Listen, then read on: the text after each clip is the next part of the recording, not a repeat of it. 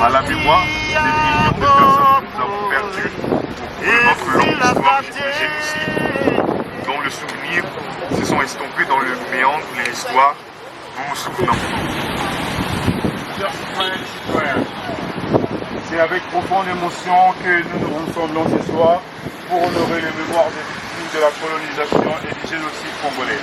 En cette veillée citoyenne, nous unissons nos cœurs et nos esprits pour ne jamais oublier les horreurs du passé, mais surtout construire ensemble un avenir de réparation et de respect et de justice. Nous nous tenons aujourd'hui à Bruxelles, conscients de notre histoire commune et blessures de profond qu'elle a infligées au peuple congolais. Il est temps d'ouvrir nos cœurs à la vérité et de faire face aux atrocités passées et de reconnaître l'injustice et la souffrance qui a été causée.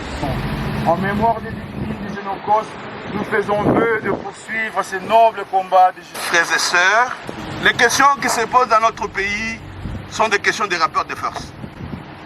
Si nous, en tant que citoyens et souverains, nous ne nous battons pas pour renverser les rapports de force, personne d'autre ne le fera à notre place.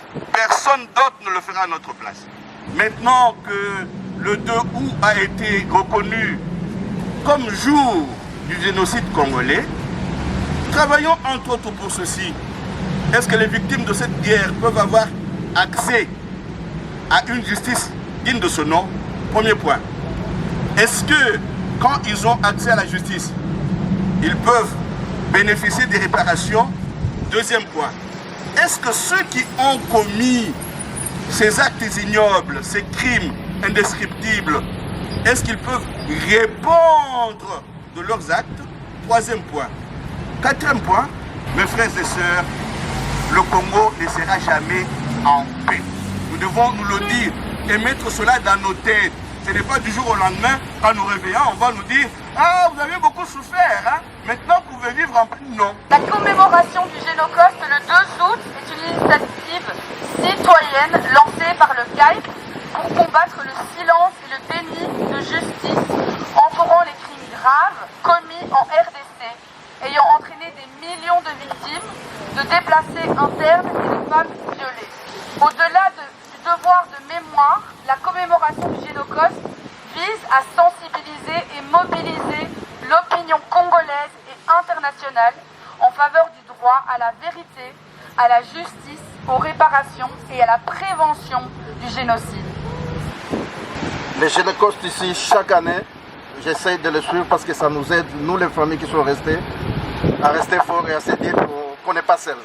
Aujourd'hui, on est là pour commémorer les génocides qui se perpétuent en RDC depuis plusieurs décennies et sous le silence assourdissant de la communauté internationale.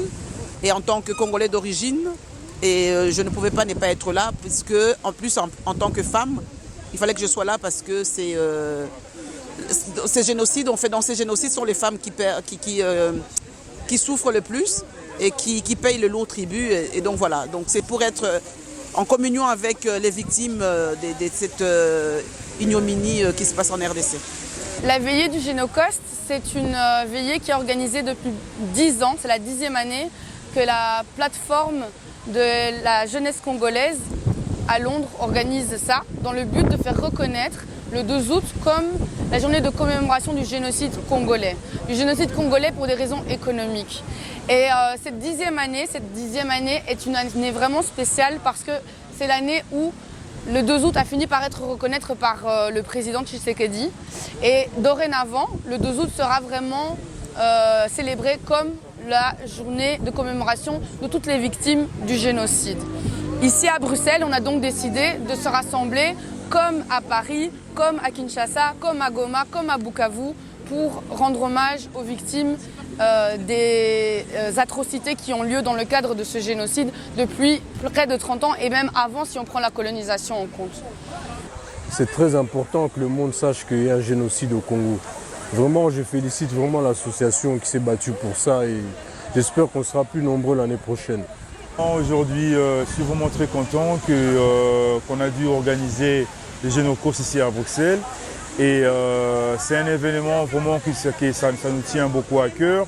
Et je suis encore très content parce que le gouvernement congolais, ils ont décidé maintenant le 2 août, ça serait le jour de Génocoste. Donc du coup, ce que nous on veut, c'est vraiment qu'il y ait paix, qu'il y ait justice. Et tous les acteurs qui ont participé aux crimes de guerre et tout, et des viols, qui puissent répondre à la justice. Moi, je m'appelle Gloria, je suis d'origine béninoise. Alors, je suis venue à l'événement parce que je l'ai découvert par Brenda, qui est une activiste ici à Bruxelles, congolaise. Et donc, je ne connaissais pas du tout la date du 2 août ou la signification. Elle m'a expliqué et je trouvais ça important de venir parce que moi, personnellement, je suis hyper attachée aux questions écologiques, de transition énergétique, etc. Et on ne sait pas parler de ça avec toutes des questions actuelles d'énergie, sans parler en fait de l'origine des minerais qui viennent beaucoup du Congo, donc le cobalt, le lithium et il y a quoi, le coltan, voilà, le cobalt, le coltan qui vient du Congo et qui génère en fait des massacres, des guerres, et c'est pour ça qu'on parle de génocide. Donc c'est important aussi de soutenir en tant qu'Africaine le Congo et aussi de venir pour se rappeler de toutes les victimes en fait des conflits. Donc c'est vraiment un jour de mémoire. Oui, je suis conseiller communal à Saint-Josse, mais je suis d'abord venu ici comme citoyen par rapport à l'initiative de la commémoration, notamment du génocide congolais en République démocratique du Congo, et surtout aussi de cette initiative de vouloir symboliser, donner une date, un sens à cette date du 2 août. Je trouvais ça très important de soutenir les personnes qui ont organisé cette commémoration, de montrer aussi qu'en étant un citoyen, pas simplement d'origine congolaise, mais avant tout un citoyen du monde, qu'on ne peut pas tolérer une injustice qui est commise, quel que soit dans le monde, et être présent.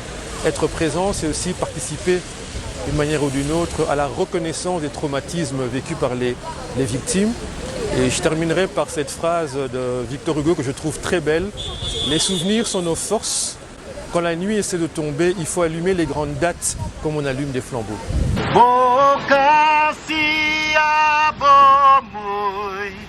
Esse lacate